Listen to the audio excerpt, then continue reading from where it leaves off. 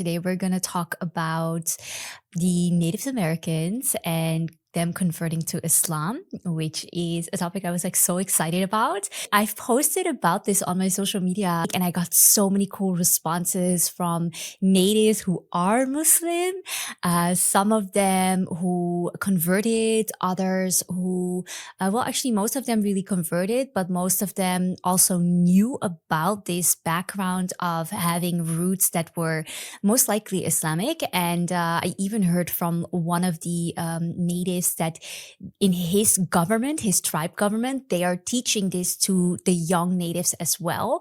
And I was really happy to hear that this is becoming more mainstream knowledge.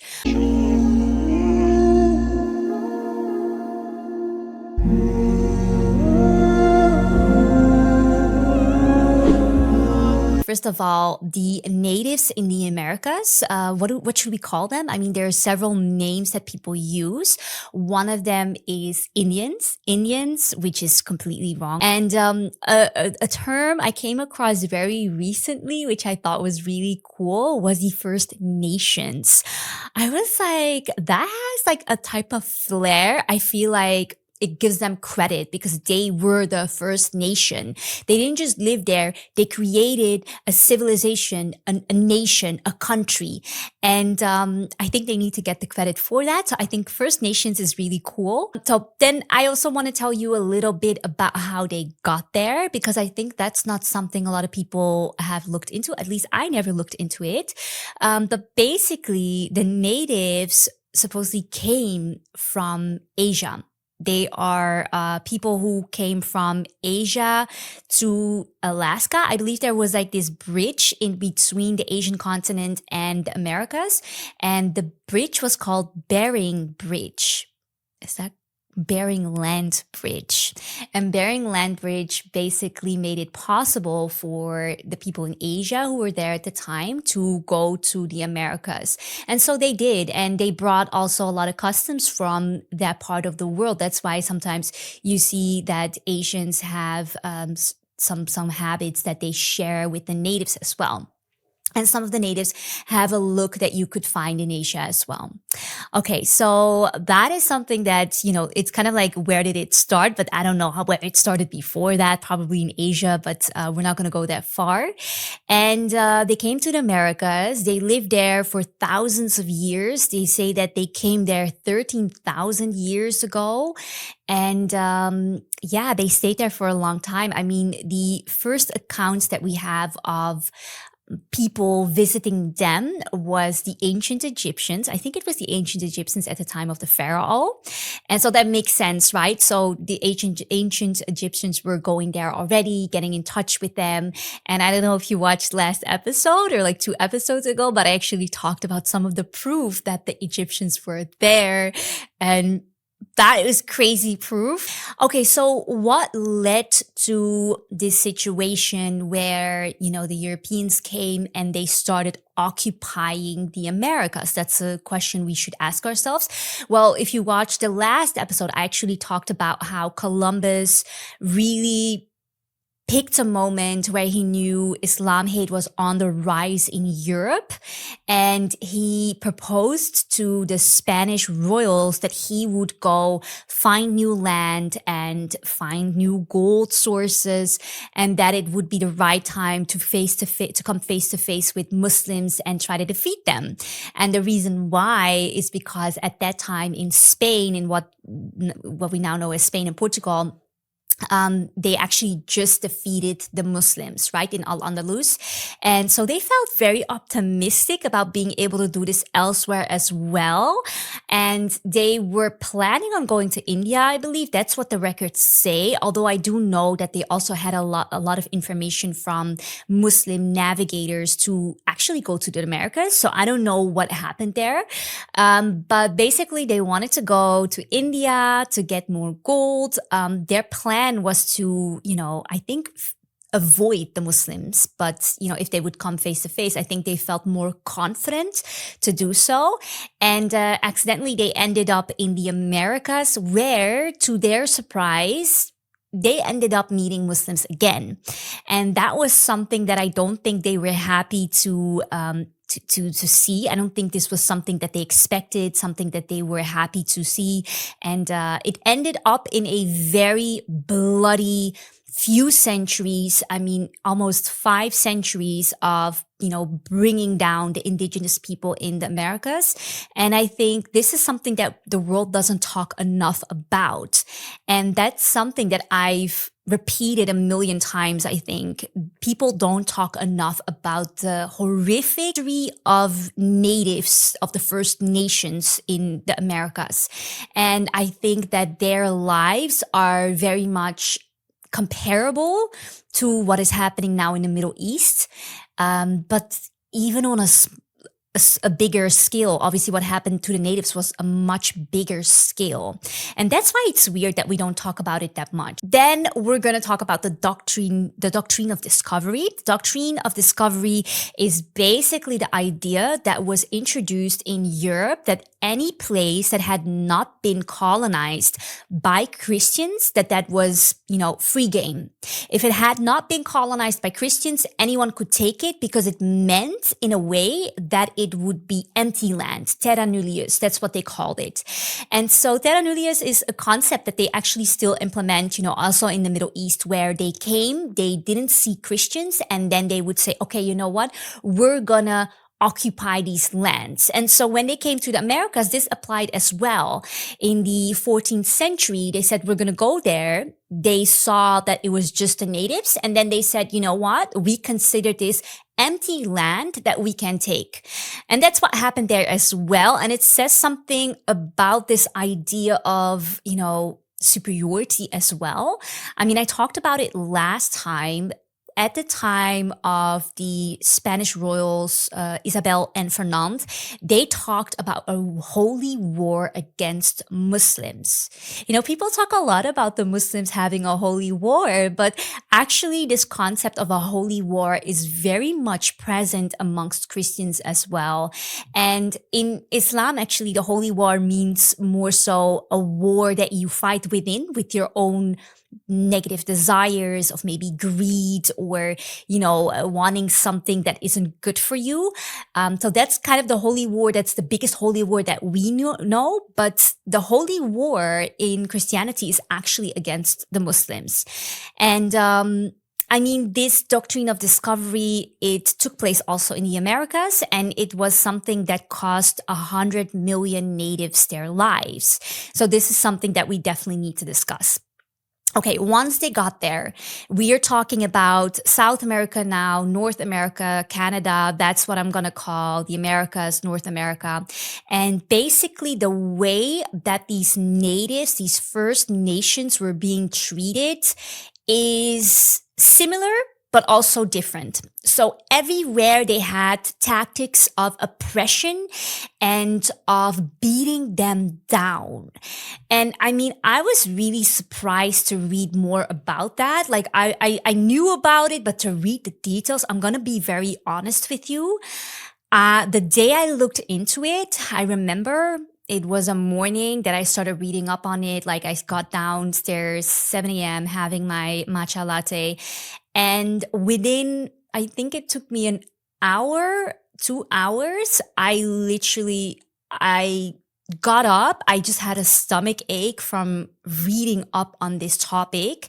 What has happened to the natives is so shocking that I think any normal person would literally feel sick after.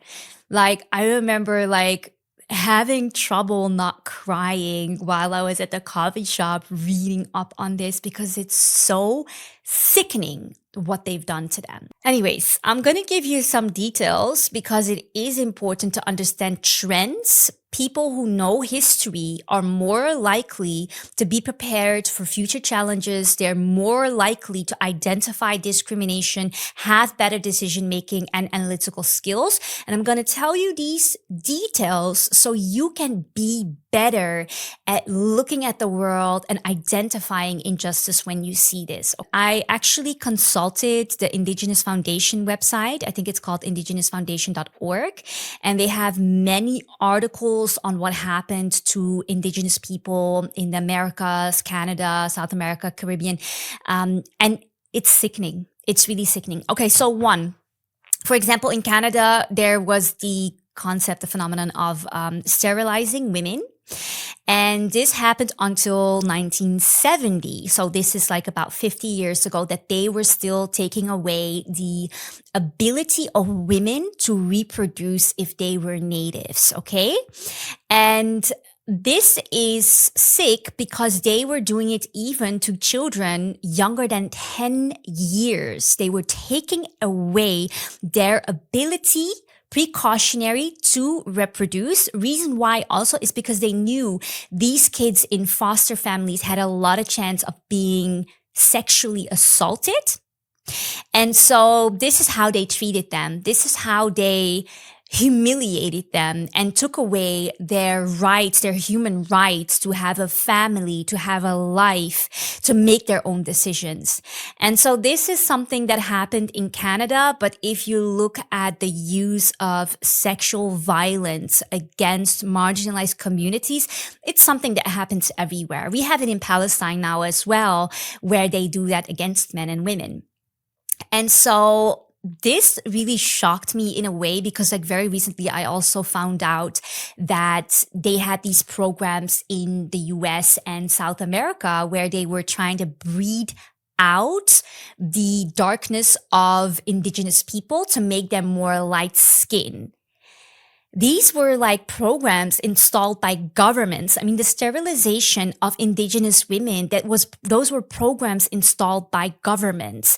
And to me, that just says a lot about how evil sometimes people can be in the name of feeling superior, feeling better than anyone else that looks a certain way or believes a certain thing. And it is inhumane. It is very inhumane.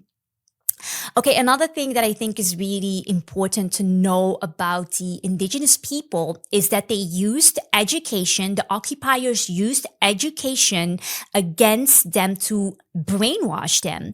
So what they did with the indigenous people is they sent them to residential schools. That's what they were called. Those are boarding schools where all of these indigenous kids were forcibly taken to. And this happened all over the Americas, Canada, the Caribbean. This happened in North America. They took these children, the Caribbean, actually, I don't know for sure. They took these children and they put them in boarding schools where they were not allowed to speak their language, where they had to abandon the name they were given by their parents, and they couldn't follow the rituals and culture that they were taught at home. And this was all aimed at erasing their culture and their identity. And this is something that still happens. It's something that still happens. They weaponize education. Okay, so one thing I want to make a note about the natives is that they come in many different tribes with many different names, many different rituals, languages, and customs, and also looks. And so the Cherokee is the most famous one, and today we're going to talk a lot about the Cherokees as well.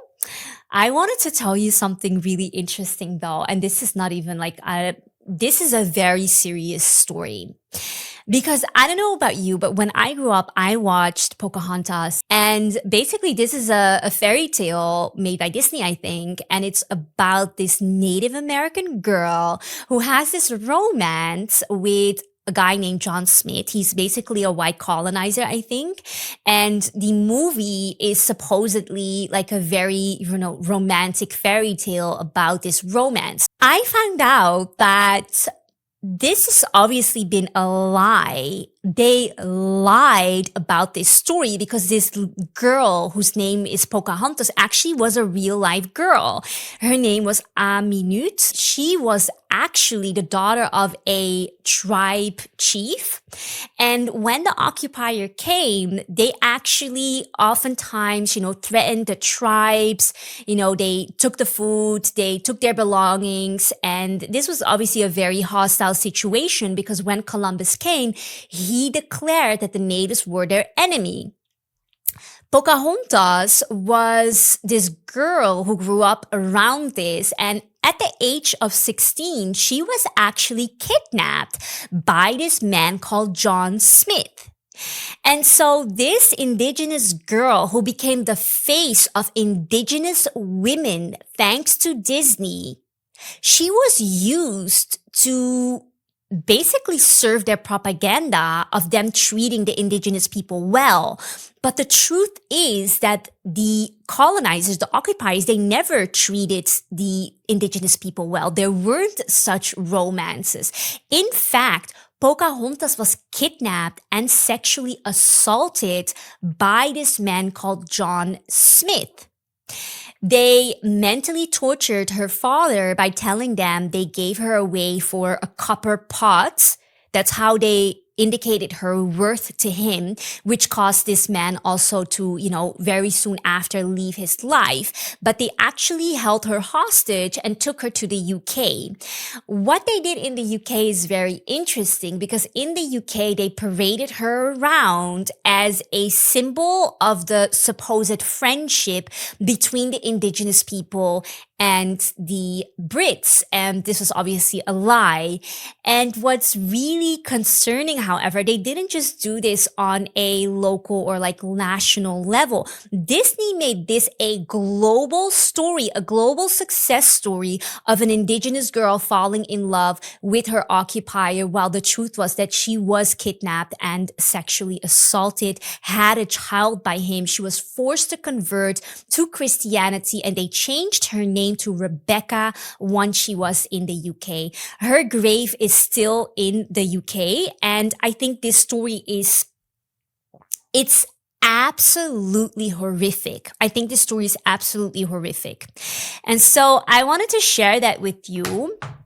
The reason why I also wanted to share this story about Pocahontas with you is because I think parents need to be very careful about how they let their kids be primed, conditioned by these stories by Disney, for example. Where are the natives now? I'm just going to fast forward a little bit and I'm going to get to the point where they intertwine with the Muslim community in a little bit.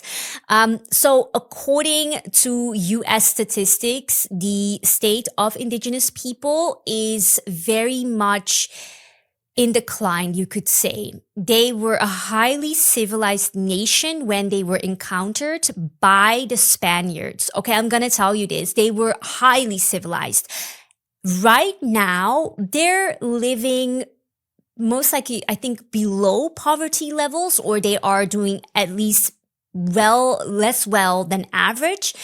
Their chances, for example, just to give you an example, the chances of dying during labor are 2 to 3 times higher than the chances of a white woman to die during labor. There are more chance of sexual violence, death, domestic violence. They're oftentimes deprived of healthy foods. They live in areas where they don't have access to that. It's called food deserts. They're basically doing everything to keep these people under occupation until this day. There are so many deaths of indigenous people that are inexplainable. They're not being researched. They're not trying to find the person doing this. And that's the life of indigenous people in the US right now. I've personally spoken to Muslim natives who have told me about this, about how many times there are deaths that just do not get researched, that there's not even the jurisdiction for them to also, go somewhere and say, hey, my daughter, my brother, my sister got killed. Can you please help us? That doesn't exist. They live under different laws and they're basically B-class citizens over there. And whenever they try to make this a point on the agenda, they basically get beaten down. Whenever they protest against some of these ongoing, incredibly, racist and discriminatory practices, they get beaten down by the police. And so, it's insane. They've been taken away from their natural habitat by putting them into residential schools. They've taken away their food sources like the bisons, for example. I don't know if I say it right, bisons. And basically one of my, connections on Instagram, KidFox13, shout out to you. She shared a lot about this and shared a lot of these articles to me about how, the colonizers and the occupiers, they actually very strategically took away the food sources of the indigenous people so that they would be left with nothing. They were hunters, and they took away their animals to hunt, first of all, which are these like beautiful, like wolf looking like dogs. And they killed all of these animals that they would eat, like the bisons, that they would eat. And this has directly impacted also the physique and the physical health of these men who used to be very strong and big men. And nowadays are oftentimes they suffer a lot from health conditions because of the poor nutrition that they have access to. And there's also, I have a lot of this information also due to Ashley Wolford, who's also one of my followers. And I've had great connections with her and a great conversation with her about this, where she told me a lot about what's going on, which also gave me the opportunity to research it further. Okay, we're actually at the part where I should stop now, because we will do the rest in the second part of this podcast. And that means in the second part, I'm also going to present some of the proofs of politicians, laws, researchers, professors who have gone to the nitty-gritty of this and presented us with really cool evidence. And I want to share that with you. Okay, so thank you so much for watching. The next podcast is still going to be this topic. Make sure to tune in. If you want to become a public speaker like me, make sure to check out my course, www.speakoutcourse.com. And don't forget to subscribe to my channel, because I would love for you to join in next time as well. Thank you so much.